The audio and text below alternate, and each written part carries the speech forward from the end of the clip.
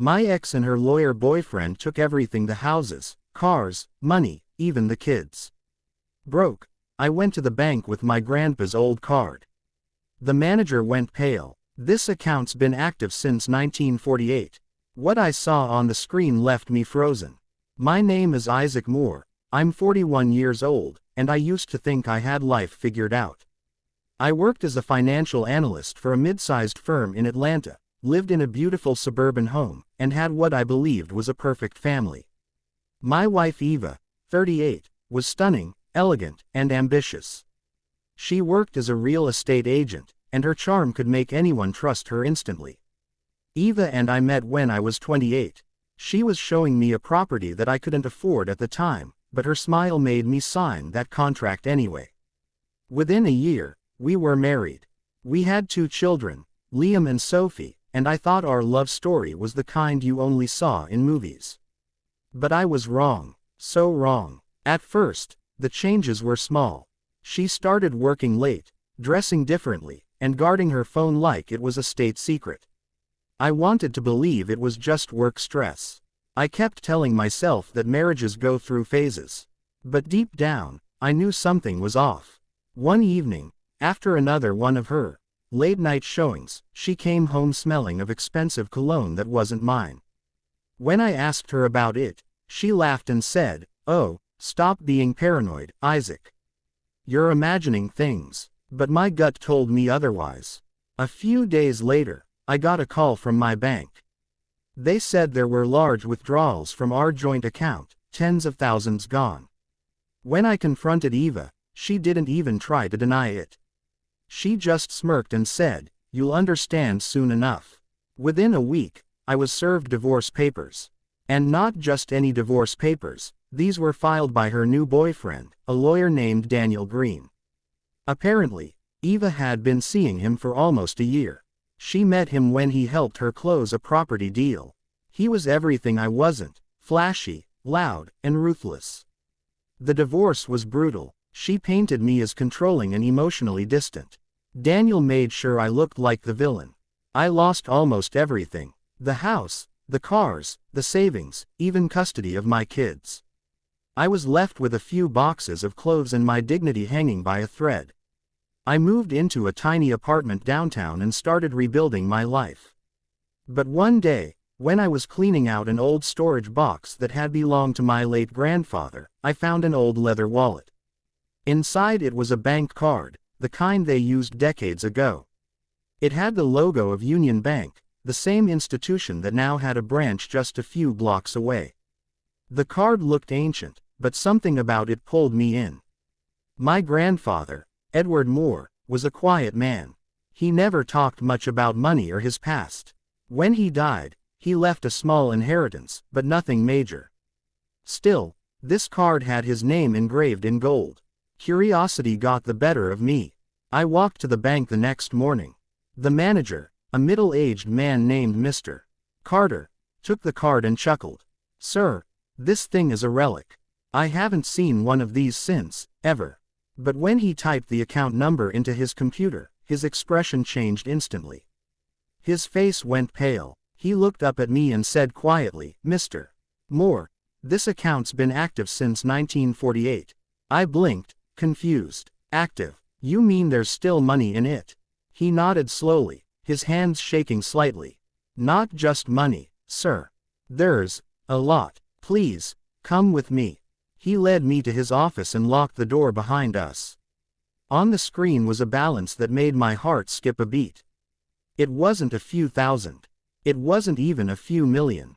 The account held over $42 million, all in my grandfather's name, untouched for decades, growing with interest. I couldn't breathe. My grandfather had lived modestly, almost poor, and never spoke about this. I had no idea why. Mr. Carter explained that the account had special trust provisions. My grandfather had arranged it so it could only be accessed by a direct blood relative under specific conditions, conditions that had just been met since his estate was now closed. That moment changed everything. I spent the next few days in disbelief. Then I started digging into my grandfather's past. Turns out, He had once owned large portions of land that later became prime real estate in Atlanta. He sold most of it quietly and deposited everything in this hidden account. He never trusted the government or family politics, so he kept it secret. When I realized I was now worth millions, I had two choices: start fresh or get even. And I'll be honest, I wanted revenge. Eva and Daniel had destroyed my reputation, taken my kids, and left me for dead. So I played the long game. First, I stayed quiet. I didn't change my lifestyle immediately. I still lived in that small apartment, drove my old car, and dressed like a man struggling to make rent. I wanted them to think I was finished. Meanwhile, I hired private investigators, two of the best in the city. They found out that Eva and Daniel had been stealing money from their clients, hiding assets, and even laundering through fake property deals. It was all there, in black and white. But I didn't take it to court right away. No, I wanted to hit them where it hurt most, their pride. Using a shell company, I started buying up the properties Eva was trying to sell. Every single one of them. She had no idea I was behind it. Then, I hired Daniel's own legal assistant, a woman he'd been secretly dating, to leak his confidential emails and fake case reports. Within a few months, his law firm fired him for misconduct. His license was suspended. Eva's business collapsed because she couldn't close a single deal. She was drowning in debt, and her reputation was in ruins. That's when I showed up.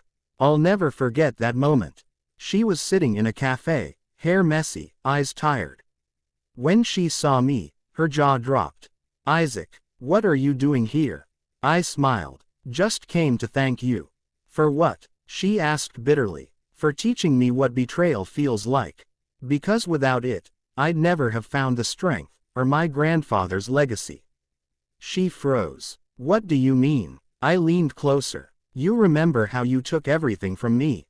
Well, turns out, I had more than you ever imagined." She tried to apologize, but I just stood up and said, "You and your lawyer boyfriend took my life apart. Now, you'll watch me live the one you wanted." As I walked out, I saw her break down completely.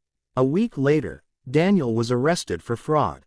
Eva filed for bankruptcy. And me, I moved into a beautiful new home.